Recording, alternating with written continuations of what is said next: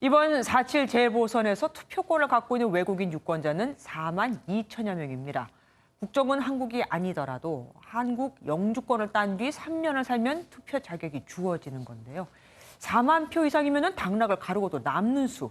그런데 이들 중 상당수인 중국인들의 표심이 민주당에 쏠려 있다는 해석이 야당에서 나옵니다. 아이러니하게도 이렇게 법을 만든 건 15년 전 당시 한나라당인 것으로 알려져 있습니다. 강대혁 기자가 알아봤습니다. 서울에서 중국인들이 가장 많이 거주하는 대림동 차이나타운입니다. 만나는 중국 국적 주민마다 재보궐선거에 대한 관심이 뜨겁습니다. 투표할 생각 있죠. 손자 손녀 싹 다 한국 부분 때문에 주민들도 좀 생각해주고 좀 잘 살게 좀 해주는 사람.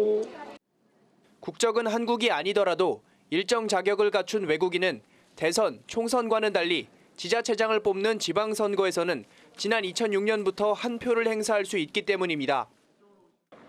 영주권을 획득한 후 3년 이상 거주한 외국인은 지방선거 투표권을 갖는데 이번 선거에선 서울 3만 8천여 명, 부산 2,900여 명 등 총 4만 2천여 명이 외국인 유권자입니다. 이 중 상당수가 중국인으로 추정되면서 여야의 희비가 엇갈리고 있습니다. 더불어민주당은 노무현 전 대통령이 외국인 고용 허가제를 도입한 뒤부터 중국인 지지를 받고 있는 것으로 분석하는데 실제 화교협회 측이 박영선 후보 지지 선언을 하기도 했습니다.